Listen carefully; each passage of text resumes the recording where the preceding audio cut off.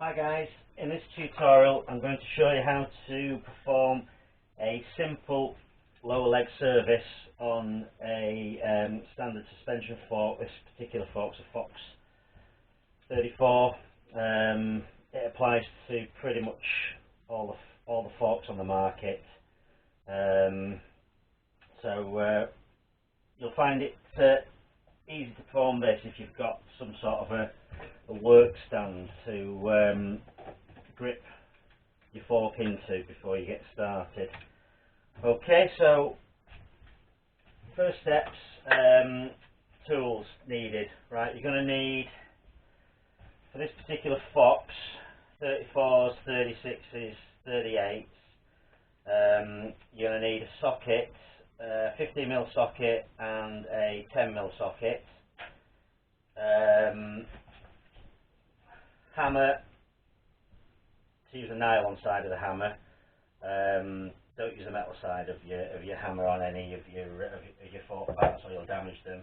A tire lever or a flat bladed screwdriver to remove the seals, which we'll go through in a bit. Hex keys, Allen keys. You're going to need these to initially remove the fork from the bike, because you're going to need like probably 4mm, 5mm hexes to remove the stem and drop the fork. 5mm to remove the brake. You need to remove the brake caliper. You can perform this service with the fork in the bike. It's just easier with the fork out of the bike, to be honest with you. But yeah, if you know what you're doing, you know, if you perform it a few times after this particular service, I do service them while they're in the bike because I can get them done much quicker than having to remove it. But this doubles up as also checking your headset bearings as well. So if you drop the fork, you can also check the headset bearings. I'm not doing any air pressures or anything like that in this particular lower leg service because it literally is just the lower legs. So, but if you're going to do the spring side and check the air pressures, etc., you will need a shock pump as well. Very important as well, if you're going to interfere with the air side, remove all the air before you dismantle any of the internal fork parts. I'm not touching those internal fork parts in this particular tutorial, but I will cover that in another tutorial where I do a little bit more of a thorough service and do damper servicing, etc. You won't need a seal pick, but again, if you're doing replacing seals internally, you'll need a seal pick. Syringe, a small vessel to put the suspension oil in. Quite important, a seal driver. If you use a seal driver to push your seals in, they are specifically sized to fit onto the seals and just drive them in nice and squarely into your upper legs of your forks. So we'll go through that as a part of this service as well. The more modern Fox forks, 20 weight gold, Fox suspension fluid, and I use SRAM butter, fork specific grease on the seals, very similar to Buzzy Slick Honey. I've got a plastic rod, some sort of a nylon rod, which I've got tissue paper attached to for cleaning inside the lower legs.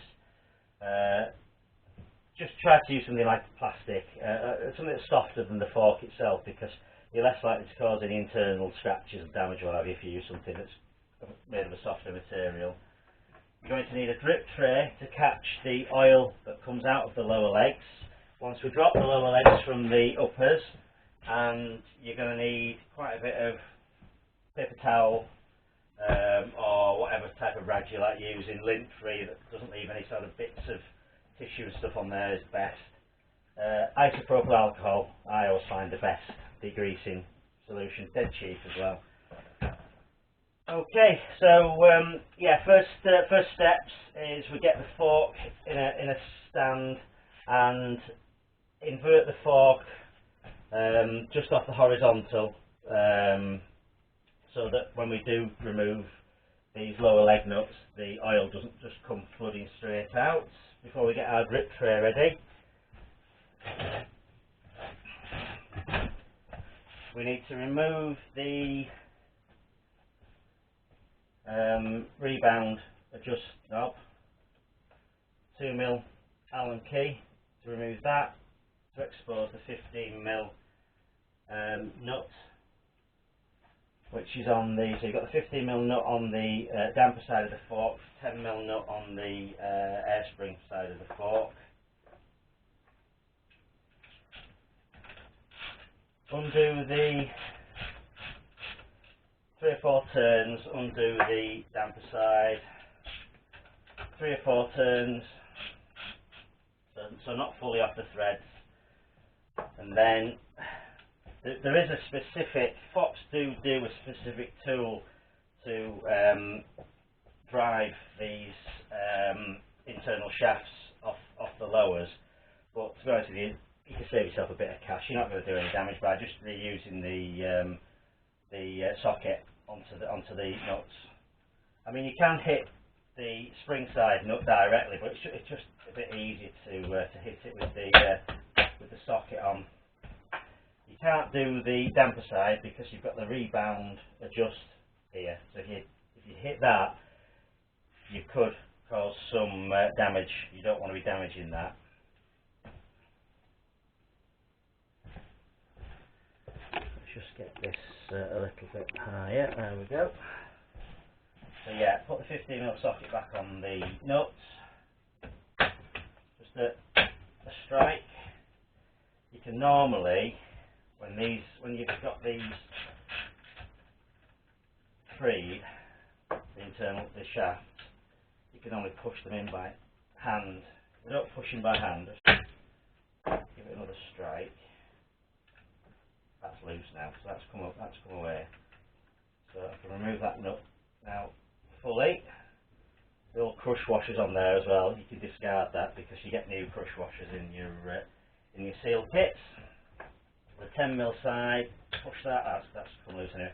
I've not let the air out of there, but the air can't escape by simply removing the lower leg. So don't worry about any air escaping or fast pressure release, banging, popping, etc. It's only if you undo the seal in the actual upper legs that you can cause yourself a bit of damage if you're not releasing the air.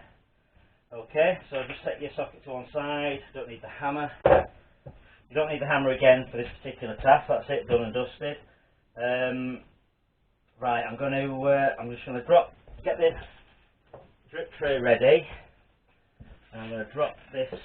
I'm going to invert this fork back to the vertical, and I won't do anything just at the minute. I'll just there's a bit of oil coming out of there now, but I'll just adjust the camera so that you can see what's happening down there now. 1 second. Okay.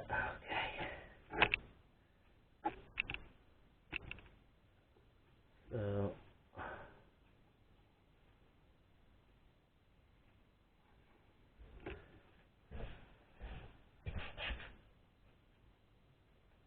if this doesn't push down easily, you've not released those shafts, so you just need to put the nuts back on and give them another tap. So that should just come away from those internal shafts quite easily, and you'll find that the oil will then just drip. What I tend to do is I just tend to leave those for a few seconds just to let the oil drip out, because there's something like, I don't know, 20, depends on the type of fork, 20 millilitres, 30 millilitres even of oil in there. But you can remove that lower leg now completely from the fork. So it's those shafts, so you've got the damper shaft and the air spring shaft. They sit into a seal in the bottom of those lower legs, and that's what you have to tap free from those seals to be able to drop these lower legs. So they're going to be dripping a fair bit of oil. So what I tend to do with these, just for the moment, is I stuff the tops where the seals are with a bit of tissue paper, workshop towel, whatever you want to call it, because I'll then put these upside down for all the oil to drip out up on my worktop. I'll just put those to one side to work on a bit later on. I'll just let that oil drain. Probably put a bit of extra towel underneath there just to make sure there's no not too much oil coming out of there. Okay, you've got your little stag, your little O-ring. That's your stag ring. Now, some of the Fox kits you get a new. You can't see that, sorry. You get a new stag ring, but this particular kit, this SKF kit, I don't. Right, so what I'm just going to do now, just remove the majority of the oil from these while it's dripping off there. You're going to find there's a bit of oil just dripping for a period of time. So I'll just remove the majority of it while I invert that back into off the horizontal. Just put the camera back.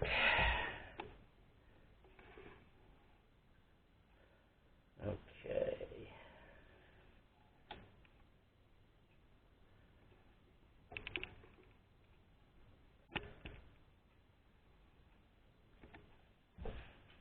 Right, it's at this point now that you can see if there's any visible damage to the what we call the stanchions or the upper legs. You know, so you want to give those a good visual inspection, because if we don't perform this service regularly and keep those lower legs well lubricated, it's these. Basically, what happens is the fluid inside these lower legs will dry up, and the grease will dry up, and it's going to cause wear onto this anodizing on these stanchions, and you're also going to wear these internal bushes inside these fork lower legs. So it's quite an imperative service. I mean, I would suggest every 6 months. So pre-winter service, and then in the spring another service, getting ready for the summer. So every 6 months. And if you just did a basic lower leg service and change the seals,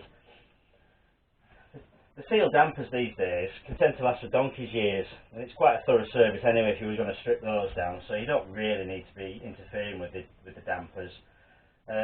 It's sometimes a good idea just to take the air out and remove the air spring and give that a clean inside there. On these particular ones, these haven't been done. I did these not too long back, so I know the air spring's got plenty of lubrication inside there. So I'm not going to touch that. So that's still full of air inside there. So I'm not interfering with that. I'm not removing this. There's a retaining clip here that, you know, if I was to remove that, that would just blow off. You know, potentially causing some nasty harm and damage. So that's why you need to remove the air before you take this clip out.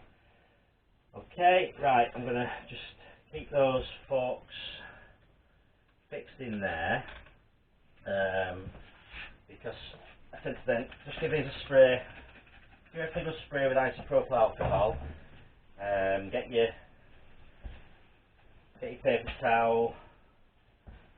Give these a real good clean, degrease. And obviously, while you're doing that, you're inspecting for any damage. Unfortunately, if this anodizing is damaged and worn, it's irreparable. And it's quite often cheaper to replace a fork than try and get replacement upper legs. But you'll prevent doing that. Your forks will last for years and years and years by just doing a simple lubrication service on a regular basis. Right, I'm just going to drop these back just out of my way for the time being. If there's any excess oil just inside those shafts, that'll just drip into the tray. At this point I can get to my lower legs, get the excess oil out of there. Now what I'm going to do is I'm going to remove, so this is where your tie lever, I like to use the tie lever to remove the seals because it's quite blunt, whereas a flat bladed screwdriver's got quite a sharp edge, and